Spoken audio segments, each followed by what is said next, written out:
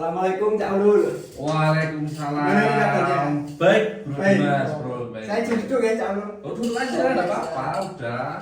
Kayak rumah sendiri aja, Oke, santai siap. gitu loh. Ini Cak, apa namanya? Ini kan tadi saya baca berita di iNews kan. Nah ini tuh perkara ini tuh masih booming di kalangan media sosial. Nah ini kan putusan dari Verdi Sambo yang dianulir oleh Mahkamah Agung dari yang awalnya pidana penjara mati, pidana mati. Nah ini dianulir menjadi pidana seumur hidup. Ini saya bacakan dulu amar putusan kasasinya dari Mahkamah Agung ya Cak. Coba bacakan. Loh, kamu tahu dari mana itu? Dari iNews. Oh, iNews berita. Iya. Oh, kamu update ya sama berita-berita ya? Iya, Anak coba. luar biasa ini. Biasa ya. Udah, bacain. Ini ada amar putusan kasasi. Tolak kasasi penuntut umum dan terdakwa dengan perbaikan kualifikasi tindak pidana dan pidana yang dijatuhkan menjadi melakukan pembunuhan berencana secara bersama-sama dan tanpa hak melakukan tindakan yang berakibat sistem elektronik tidak bekerja sebagaimana mestinya yang dilakukan secara bersama-sama. Bunyinya seperti itu, Cak. Atas tanggapan hukum dari Cak Ulul atas amar putusan kasasi dari Mahkamah Agung ini bagaimana, Cak? Itu ada putusannya nggak? Putusan apa? Untuk hukumannya jadi berapa tidak? Ada Cak, ini, Cak. Untuk hukuman untuk Verdi Sambo itu penjara seumur hidup. Oh, seumur hidup. Ya, terus untuk istri Dari hukuman mati ya, mati Ya, ke seumur hidup ya. Iya. istri Verdi Sambo ini Putri Candrawati dikurangi dari 20 tahun penjara menjadi 10 tahun penjara oleh Mahkamah Agung. Gitu, Cak. Iya. Tanggapan Cak Ulul bagaimana? Jadi gini, pemirsa. Inilah wajah hukum di Indonesia seperti itu. Nah, makanya di kantor kita itu ada program hukum di mata Cak Ulul, ya kan? Nah, sumbernya saya sendiri, ya kan, untuk menanggapi isu terkait isu nasional yang menghebohkan, mengguncang warga, mengguncang nasional kan gitu. Dan aku melihat putusan yang dibacakan Bro Dimas tadi, yaitu putusan itu mengatakan ditolak. Nah, mengatakan benar ya? Menolak kasasi penuntut umum dan menolak kasasi terdakwa dan memperbaiki kualifikasi pidana, yaitu pidana pembunuhan secara bersama-sama dan direncanakan. Nah, itu yang mengkorting hukuman awalnya hukuman mati menjadi hukuman seumur hidup. Kita ingat waktu sidang di PN Jakarta Pusat, ya kan? Jakarta Pusat ya? Jakarta Selatan juga. Jakarta Pusat. Pusat ya? Ya. Nah, Jakarta Pusat itu sidang sangat menghebohkan, tiap hari sidang melelahkan sampai bergilir saksi ahli, lah, semua saksi dikeluarkan semua, menguras waktu dan tenaga lah, dan dijatuhi hukuman mati. Kemudian Verdi Sambo CS melakukan banding. Banding mengatakan putusan banding menguatkan putusan tingkat pertama. Ya, tapi masih hukuman mati. Ketika di Mahkamah Agung ternyata ini kok bisa dikorting gitu loh putusannya. Nah, ini. Nah, aku melihat ini kita gini. Jadi ini karena diangkat booming ya. Ini kita cari di referensi manapun itu salinan putusannya dan belum jadi dan belum di-share di media maupun di web Mahkamah Agung. Itu masih amar putusan dibaca oleh hakim yang mengatakan menolak kasasi jasa penuntut umum, menolak kasasi terdakwa dan memperbaiki kualifikasi pidana.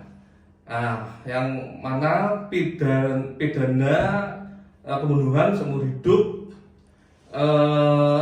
pembunuhan berencana bersama menjadi hukuman mati, dari hukuman mati dari hukuman seumur hidup. Nah, ini kalau kita mengingat perkara di Mahkamah Agung, kalau di Mahkamah Agung itu adalah judik iuris, ya kan? Kalau di tingkat pertama dan tingkat banding itu judik faksi, kan gitu. Kalau judik faksi itu di tingkat pertama dan banding itu hakim memeriksa fakta-fakta, menggali fakta dalam persidangan, kan gitu, fakta yang disajikan dalam persidangan tersebut, kan gitu. Yang kemarin sidang berlangsung dan panjang sekali itu, ada putusan hukuman mati. Ketika di Mahkamah Agung itu namanya putusan pemeriksaan judicial juris, artinya apa? Pemeriksaan secara normatif, kan gitu, secara normatif. Artinya apa? Tidak perlu hakim memaksa lagi fakta-fakta lagi, tapi memeriksa secara aturan hukum secara normatifnya. Apakah unsur-unsur pembunuhan berencana itu terbukti dan penerapan pasalnya apakah sudah sesuai, apa hukum acaranya sudah sesuai, apakah ada tuntutan ultra petita, kan itu. Nah itu di KUHP KUHP di KUHP pasal 253 itu mengatakan kewenangan Mahkamah Agung itu 3 itu. 1. Memeriksa penerapan hukumnya apakah sesuai. 2. Terkait hukum acaranya apakah sudah dilaksanakan. 3. Terkait ultra petita ada atau tidak. Nah itu hanya 3 ini aja yang dilaksanakan, kan gitu. Nah kita melihat putusan di kasasi ini kok aneh ya.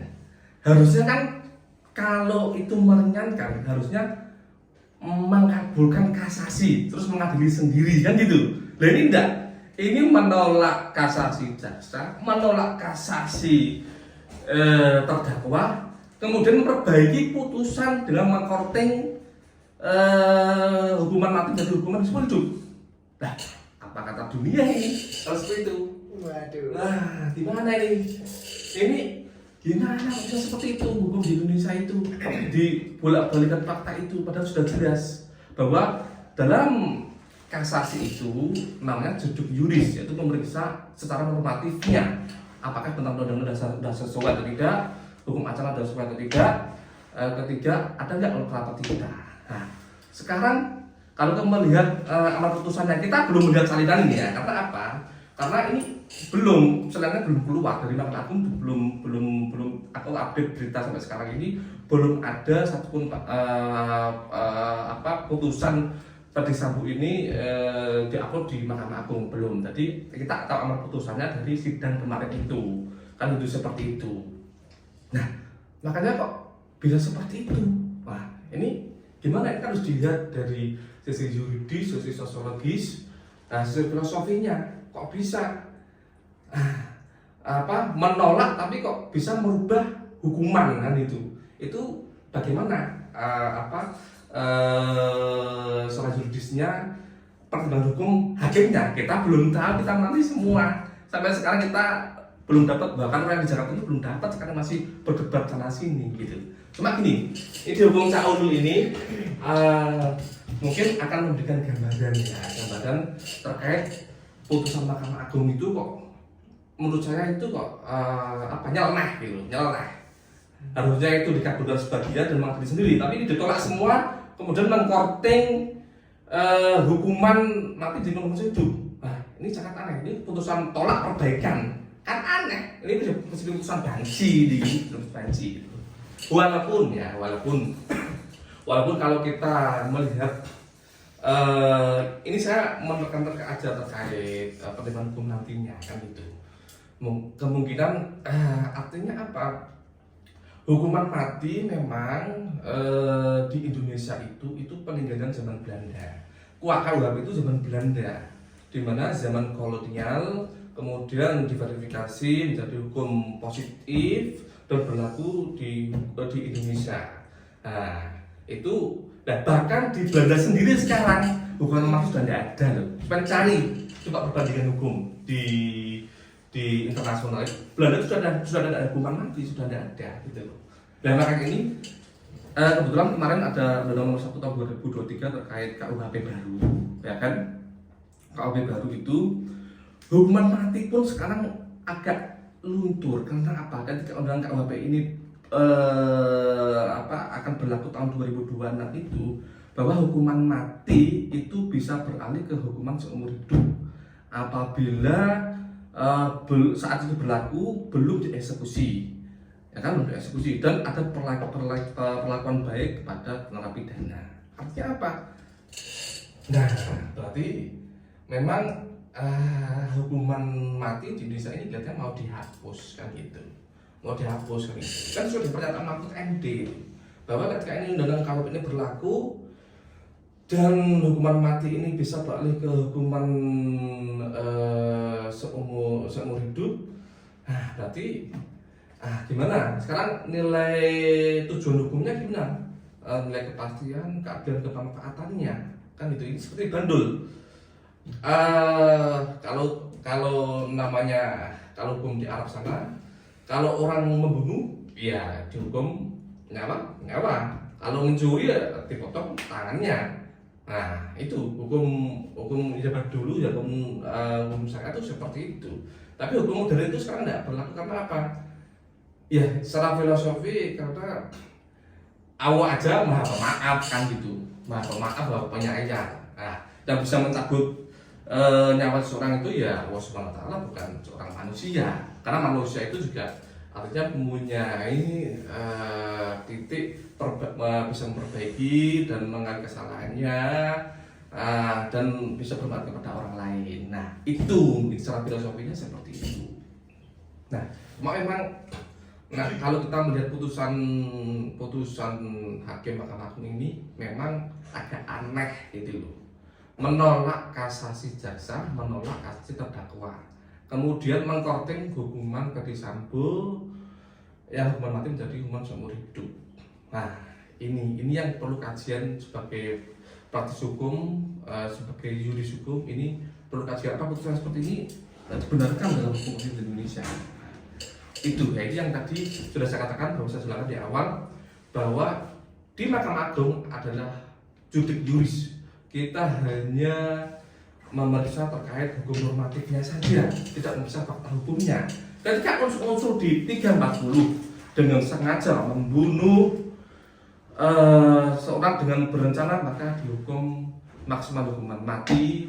Nah, itu sudah memenuhi unsur di situ, Nah, ini sudah memenuhi unsur, artinya apa? Normatifnya sudah memenuhi unsur, berarti tidak ada salahnya kan gitu. Karena begini, ini terkait dengan bahwa ketika putusan ini sudah diputus hakim, ada konsekuensinya. Konsekuensinya itu apa? Karena jaksa penuntut umum tidak boleh PK. Artinya apa? Ini tidak bisa semakin berat, tidak bisa. Tapi hak PK itu hanya ada di terdakwa. Nah, dengan kata adanya novum.